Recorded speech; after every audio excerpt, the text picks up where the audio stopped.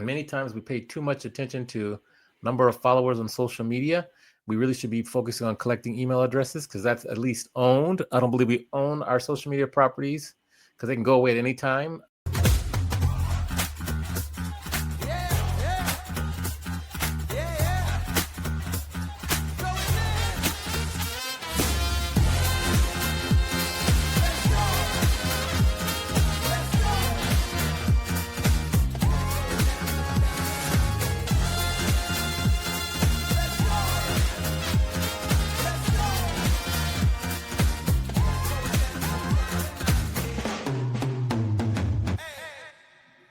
Hello, everyone. Welcome back to another mini episode. You got Mandy and Amani here. What will be the topic we will discuss today, Mandy? I think this was your topic, Amani, from a couple weeks ago. Newsletters. We talked about, or maybe it was mine. I don't remember, but we were talking. I think you and I, well, you had sent your communication to your email list, and I, of course, am a recipient of it and love it. Hmm. And we had talked about newsletters and how frequently to communicate with our email lists. And so I think we should just keep going. We should talk. We should All talk right. about it. So. Yes. Yeah. So I'm a big fan of email newsletters. I think Mhm. many times we pay too much attention to number of followers on social media. We really should be focusing on collecting email addresses because that's at least owned. I don't believe we own our social media properties because they can go away at any time, a la We do MySpace. not. Yes. TikTok So and I the do outsies. my Meta can do whatever they want. They Yeah. can. They can. My newsletter Hmm. comes out once a month. I need to try to bump it up to twice a month. That's the goal, is to try to get Mm. it out twice a month. It's just haven't been able to get there yet. Um, so yeah, and I'm really still continue to focus on growing my email list through like the lead magnets and things like that. That's my philosophy. What is yours? Well, I want to ask a couple questions. So, for those that don't know what a lead magnet is, can you explain what a lead magnet is and how you use your lead magnets? Yes, lead magnet is something that you're offering in exchange for someone's email. So a lot of times you get these pop-up email boxes saying, "Oh, download my or get my top 7 reasons for this." You just have to give your email. My lead magnet, the best one I have is my quiz. So for the quiz, which R&B group are you? You have to put your email address in to get the results.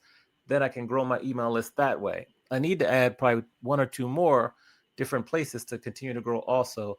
So lead magnet is something you're offering in exchange for an email address. I think we should also start to collect cell phone numbers. That's also one too. So yeah, that's my definition. Gotcha. Okay. And then, how do you feel about the word newsletter? Me, I have no problems with it. It's fine for me. It doesn't bother me one bit. I'm cool with it. A newsletter is a newsletter is a newsletter. Okay. I hate it. I I hate the know you word do. newsletter. Tell us I hate why. it. Tell us why. Well, I just feel like it's so trite. Like, I just think it's just the word newsletter sounds old to me. And I think your business, my business, is so innovative and interesting. And we're trying to help people be more memorable and create the life they've always wanted to, all these other things. And I just feel like, newsletter just doesn't align with that. That's just me. Like, so I did this contest on LinkedIn because I was like, I wonder how other people feel about the word newsletter. Or if it's just, because me, I have some weird pet peeves that most other people don't have, right? So I was like, I wonder what I should call my newsletter. And I got like so many votes. And so we renamed it, which we are releasing the name of the new newsletter next week in my newest anti newsletter. So Okay. that will come out next week. So if you're wondering what I'm calling my anti newsletter, go to mandygraziano.com and click on Keep Up with Mandy so you can get it. You can actually get the new non-newsletter, which comes out next week. But I just don't like the word newsletter. I just feel like it's kind of like coach. Like, I was a coach. I've been a coach for 18 years, and coaching is a coach before coaching was a thing. But now everybody's a coach. So now I'm looking for a new word instead of coach, right? I like to come up with new names for things. I like to just rename things. It's just my What are thing. some of your options for the new word for coach? I don't have any yet. I don't know. Some people say consultant, trainer, advisor, guide. I don't know. I haven't thought about that as much as I've thought about newsletter. That's next on my list. But Okay. I have a thing about newsletter frequency. So do you subscribe to different newsletters and like do you read every single one? Like when you're getting these in the mail, in the email, what are the good components? Like what makes you open up a newsletter? What makes you read one with Right. frequency? If they're pretty short and succinct, they're not too long. Hmm. That'll kind of get my attention. I'll look forward to getting it and wait for it. If they have too much information or just too much, I'll just kind of tune out. Or maybe if they come too frequently, it becomes noise. So there's probably there's four I think that I get on a weekly basis: Judy Holler, Courtney Stanley, Tim Ferriss. Those are the top three, and I will open those Yes. every time. I open those every time. Um, there haven't been any new ones that I've gotten that are weekly. Trying to think here that I will remember to watch, but I get an email from Trapital, which is a music conference I went to last week. I'll open that one every week too because I get the Yeah. email about that. Those are the four weekly. There's a couple others monthly that when they come, I'm like, ooh, let's see what's going on. But yeah, because those four I really like, and Yeah. I've been on those lists for years. Yeah. I think frequency is important. Yeah, this is a conflict. Some people say consistency is important. I think frequency is important. I think there's a difference between the consistency and frequency because my anti newsletters are not consistent, but I don't like one that comes every week just because I won't read one every week. That doesn't mean other people won't, right? But I feel like if it's a sales tip of the week, that's fine. Sales tip of the month, that's fine. But I'm not producing that type of content. Like I'll do 3 or 4 a year. One of them is a longer one because it's just like an update on all things in my world, which is really interesting. I have found like when I'm doing a life update on like that, those have a higher open rate Yeah. than some of my ones. Like I'll do a gift giving guide and it's just like top 5 gifts, which is a quick snapshot. But my Mandy updates have more higher open rate than the Hmm. gift giving guide, which is weird. So I think it just depends on the content too, right? Depends on Right. what your subject line says. It depends on what that first line says, because like how people like view it in their window pane or on their phone. I think there's so much to evaluate Yeah. when you're putting together your client communication. Your email is communication. Yeah, that's an interesting differentiation between frequency and consistency. Hmm. Yeah, like Interesting. I subscribe to Free Swim, which is Jesse Itzler's, Hmm. and that comes once a week. But I don't read it once a week. I read it like when I have time, or I'll read it like if the subject line says something like that's on my mind.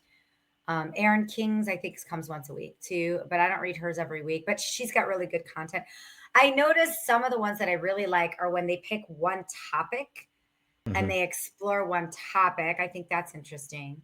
But mine, because mine are so infrequent, I feel like mine tend to be like a snapshot of what's happening. I will say, after listening to our guest from a couple weeks ago, from the website guest, she talked a lot about calls to action on your website, calls to action in your newsletter. And so when I was creating this upcoming release of my anti newsletter, I did put more calls to action in it Yeah. Yeah. because of the episode we had Hmm. recently. That's wise. That's very wise. Yeah. um, what else? Like, how frequently is your new anti-newsletter going to be coming out? Once a quarter. Okay, once a quarter. That's Yeah. good. So that Yeah. works. Once a quarter. And you'll have Like I'll that. send one now and I'll send one in January is big for like kicking off your sales Yeah. goals and that, that, Yeah. that. But I won't send it right away. It'll probably come out like the third or fourth week in January. And then when I have something to announce, like I'm going to do a sales tells live coming up for entrepreneurs only for sales, because all entrepreneurs are petrified of sales. That newsletter will be just about the sales tells live. Or when I have a chapter release for my book coming up, that newsletter will be just the chapter release. So, Hmm. just once a year do I do like all things happening in Mandy World. And then the other ones are typically just have one focus to Hmm. it. Yeah. What? When is the date for Sales Tales? I don't know yet. Probably Okay, make sure. February. I normally do it in February. Yeah, Yeah. yeah, yeah. So I'm let just us know setting so up we the can date. start to promote and advertise. Thank you. Any final thoughts on newsletters and communicating?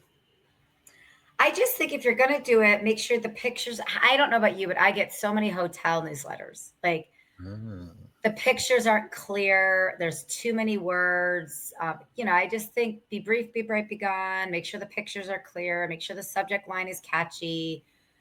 Make sure there's a call to action. I love hearing about new hotels and new things, but it gets daunting when it's like you open it up and it's like the fonts are unclear or the pictures yeah. are just like it's such an opportunity to make sure it looks good. And people would be shocked how many I get to my inbox that are not, they don't look good Right. at all. Ooh. Okay, someone's got to teach them, teach the people. All Teach the right. people. That's why we're doing this. That's why we're doing Yeah. this. Yes. Okay. Well, that will do it for our mini episode today. If you are watching, make sure you subscribe on YouTube, rate and review our show on the platform you're watching or listening on. And with that, we will see you next week for another mini episode. Bye, Bye. everyone. Thank you for tuning in to Adventures in Business. Don't forget to rate and review our podcast on the platform that you're currently listening it on. And don't forget to share it with your friends and anybody that might be as much of the business nerds as Amani and I are. See you next time for another captivating interview.